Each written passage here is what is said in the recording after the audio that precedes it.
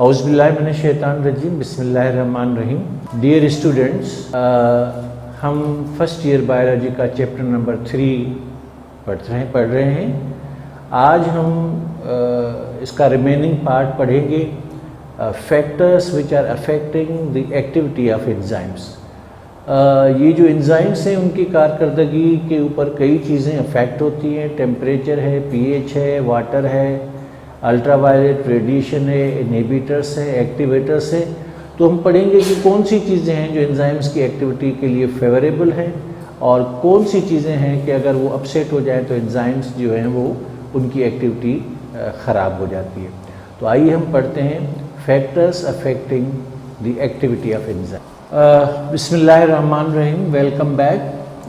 हम मुख्तलिफ फैक्टर्स का जायज़ा लेंगे जिनमें टेम्परेचर है, पीएच है, कंसंट्रेशन ऑफ सबस्ट्रेट है, concentration of enzymes, coenzymes, cofactors, inhibitors, activators और अल्ट्रावायलेट रेडिएशन। और ऑफ कोर्स इसमें हम थोड़ा पानी के बारे में भी बात करेंगे कि ये चीज़ें एंजाइम की एक्टिविटी को प्रोमोट करती हैं, उसे फास्ट करती हैं या उसका सत्यानाश करती हैं। तो let us talk about temperature. आपके पास 3 किस्म के टेम्परेचर होते हैं, जिसमें एक होता है मिनिमम टेम्परेचर, ये 0 डिग्री सेंटीग्रेड पे होता है, और दूसरा होता है मैक्सिमम टेम्परेचर, ये 100 डिग्री सेंटीग्रेड पे होता है। तीसरा होता है optimum temperature. Now optimum temperature is actually the required temperature on which the enzymes will show maximum activity. तो एंजाइम्स को अगर मैक्सिमम एक्टिविटी उनसे लेनी है तो टेम्परेचर का 37 से लेकर 40 डिग्री सेंटीग्रेड तक होना ज़रूरी है। This is optimum temperature which we also call the room temperature. Temperature अगर लोअर साइड की तरफ जाएगा तो एंजाइम्स की एक्टिविटी होगी पर स्लो होगी, यानी रुक जाएगी नहीं।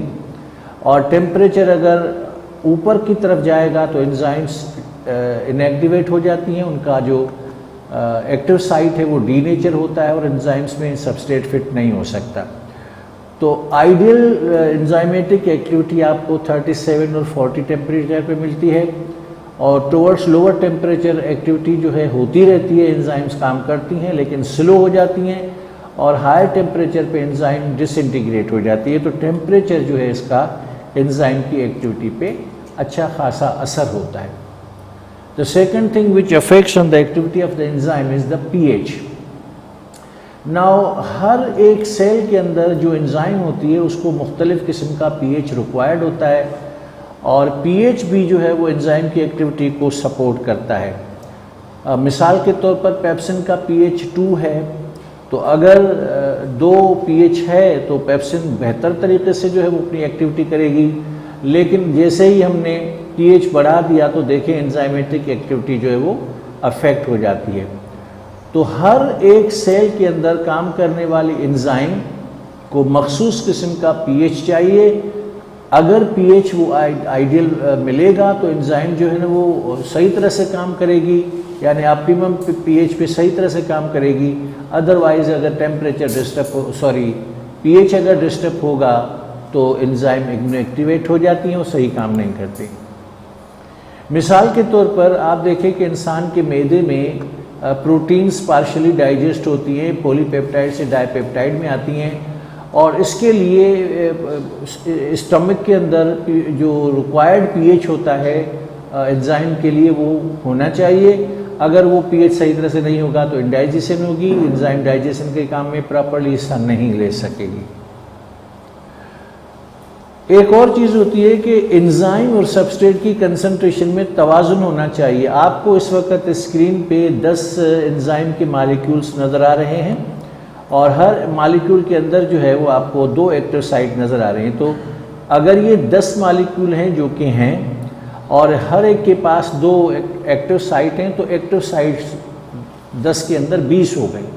तो इसमें 20 सबस्ट्रेट ही फिट हो सकते हैं, यानी concentration of the substrate and the concentration of enzyme should be proportionally in equal ratio. मिसाल के तौर पर अगर किसी कमरे में 50 कुर्सियां हैं तो आप वहाँ 100 बंदे नहीं बिठा सकते। बंदे अगर 100 हो जाएंगे तो आपको 50 कुर्सियां मज़ीद डालनी पड़ेंगी। तो अगर एंजाइम है और सबस्ट्रेट के साथ उसको एक्ट करना है, अगर आप सबस्ट्रेट की मिकदार बढ़ा रहे हैं तो आपको एंजाइम की मिकदार भी बढ़ानी पड़ेगी। फिर सबस्ट्रेट बढ़ा रहे हैं तो और ज़्यादा एंजाइम भी बढ़ानी पड़ेगी, वरना रिएक्शन नहीं होगा। लेकिन इसमें एक ख़ास बात नोट करने वाली है कि एक लिमिट तक एंजाइम की कंसंट्रेशन बढ़ाकर सबस्ट्रेट को प्रोडक्ट में कन्वर्ट किया जा सकता है, लेकिन उस लिमिट के बाद भले आप एंजाइम की मिकदार बढ़ाएंगे भी, लेकिन वो सबस्ट्रेट के साथ रिएक्ट करके उसको प्रोडक्ट में कन्वर्ट नहीं करेंगे। इसको हम एक दूसरे तरीके से अगर हम समझें तो मैं थोड़ा पीछे जाऊंगा शुरू वाली स्लाइड्स पे, जिसमें हमने आपको दिखाया था कि एक खातून है, फ़र्ज़ कीजिएगा को 1 किलोग्राम छोले पका रही हैं और इतनी मिकदार में वो गलाने वाला सोडा इस्तेमाल कर रही है। लेकिन अगर ये छोले 1 ग्राम की बजाय 1 किलोग्राम की बजाय 5 किलोग्राम हो तो क्या ये सोडा उन 5 किलोग्राम के लिए सफिशेंट होगा? नहीं, आपको सोडा जो गलाने वाले अमल में इस्तेमाल होगी, अगर 1 किलोग्राम पे इतनी है तो 5 किलोग्राम पे इतनी नहीं होगी, आप इसको बढ़ाना पड़ेगा। तो सबस्ट्रेट और एंजाइम के बीच में उनकी जो कंसंट्रेशन का रेशो है उसका ख्याल रखना पड़ता है। जैसे ही आप सबस्ट्रेट बढ़ाएंगे तो एंजाइम की मिकदार भी बढ़ानी पड़ेगी, लेकिन ऐसा एक लिमिट तक कर सकते हैं, उसके बाद एंजाइम्स काम करना छोड़ देती हैं। हियर यू कैन सी कि अगर एंजाइम और सबस्ट्रेट की रेशो में कोई प्रोपोर्शनलिटी है तो ठीक है, वरना एंजाइम जो है वो अपना काम करना रोक देती है। एक और चीज़ होती है जिसको हम इनहिबिटर्स कहते हैं। ये इनऑर्गेनिक सब्सटेंसेस होते हैं। तो ये क्या करते हैं, एंजाइम की एक्टिविटी को इनहिबिट करते हैं, यानी काम से रोकते हैं। अब ये आपको ब्लू कलर में एंजाइम नज़र आ रही है और ये इसका एक्टिव साइट है और ये सबस्ट्रेट है जिसको यहाँ पे फिट होना था, लेकिन एक्टिव साइट को ऑक्यूपाई किया हुआ है एक इनहिबिटर ने। तो अगर एक्टिव साइट पे इनहिबिटर आ गया है तो अब ये सबस्ट्रेट का मॉलिक्यूल तो यहाँ फिट नहीं हो सकता, तो ये एंजाइम इनहिबिटर की जगह लेने के बाद इस सबस्ट्रेट को प्रोडक्ट में कन्वर्ट नहीं करेगी। अच्छा, फिर इनहिबिटर भी 2 किस्म के होते हैं। ऐसा इनहिबिटर जो एंजाइम की एक्टिव साइट को ब्लॉक करके सबस्ट्रेट की एक्टिव एंजाइम के साथ बाइंडिंग को रोके, यानी कॉम्पिटिटिव इनहिबिटर ऐसा मॉलिक्यूल होता है which is fitting into the active site of enzyme and it won't allow substrate to fit in here. तो ये कॉम्पिटिटिव इनहिबिटर है जिसने एक्टिव साइट को ब्लॉक करके एंजाइम और सबस्ट्रेट की बाइंडिंग को नहीं होने दिया। दूसरे होते हैं non competitive inhibitors. Now non competitive inhibitors वो होते हैं जो एंजाइम्स की एक्टिव साइट को ब्लॉक करने की सलाहियत नहीं रखते, तो वो एंजाइम के जो दूसरी साइड है उसको एलोस्टोरिक साइट कहते हैं, तो वहाँ से आकर जो है वो एक्टिव साइट को चेंज कर देते हैं। फिर उस सूरत में भी सबस्ट्रेट इसके अंदर फिट नहीं हो सकता। अभी आपको एक छोटी सी फनी टाइप की एक क्लिप दिखाता हूँ जिसमें आप देखेंगे कि एंजाइम के अंदर सबस्ट्रेट फिट हो रहा है और वो प्रोडक्ट में कन्वर्ट हो रहा है, लेकिन फिर एंजाइम को एक्टिव साइट के दूसरी साइड से हिट किया जाता है तो एंजाइम की एक्टिव साइट चेंज हो जाती है और उसकी वजह से सबस्ट्रेट उस पर फिट नहीं हो सकता। ये देखें, ये ब्लू कलर की एंजाइम है और ये रेड कलर की सबस्ट्रेट है जो आ रहा है, आया प्रोडक्ट में कन्वर्ट हो गया। लेकिन ये नॉन कॉम्पिटिटिव इनहिबिटर जब इसको हिट करेगा एलोस्टोरिक साइड से तो एक्टिव साइट चेंज हो जाएगी और एक सबस्ट्रेट प्रोडक्ट में कन्वर्ट नहीं होगा। तो ऐसे किस्म के इनहिबिटर्स जो एक्टिव साइट को ब्लॉक करें वो कॉम्पिटिटिव होते हैं, और जो एलोस्टोरिक साइट को हिट करके एक्टिव साइट को चेंज कर दें और रिएक्शन को स्टॉप कर दें, एंजाइम के काम को रोके, तो वो नॉन कॉम्पिटिटिव इनहिबिटर्स होते हैं। तो competitive inhibitor will stop the reaction by fitting into the active site, and non-competitive will sit on the other side of the enzyme. Active site का जो दूसरा साइड होता है जिसको अलोस्टोरिक साइट कहते हैं, उसमें वो आके फिट होते हैं। हमने पहले पढ़ा कि देयर आर को एंजाइम्स आल्सो, जिसमें एंजाइम का जो नॉन प्रोटीनियस पार्ट होता है, अगर इसके अंदर कोई ऑर्गेनिक है सब्सटेंस तो वो कोएंजाइम कहलाएगा। तो some enzymes only work in the presence of coenzyme. मसलन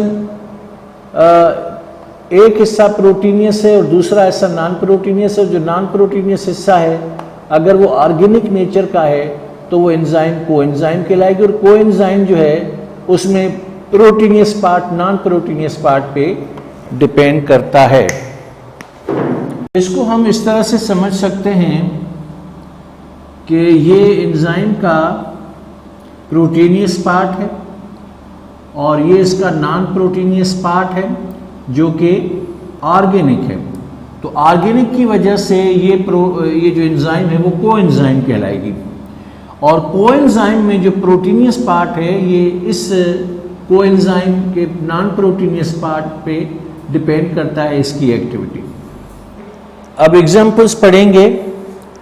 coenzyme A, nicotinamide adenine dinucleotide and flavin adenine dinucleotide, ये कोएंजाइम्स हैं, और कोएंजाइम में एंजाइम का जो प्रोटीनियस पार्ट है वो नॉन प्रोटीनियस पार्ट जो कि ऑर्गेनिक इन नेचर होता है उसके ऊपर पूरी एंजाइम की एक्टिविटी डिपेंड करती है। याद रखिएगा कि ये जो विटामिन्स हैं वो ज़्यादातर कोएंजाइम्स होती है। Vitamin A, B, C, D और के, ये विटामिन्स में से ज़्यादातर विटामिन्स कोएंजाइम्स होती हैं।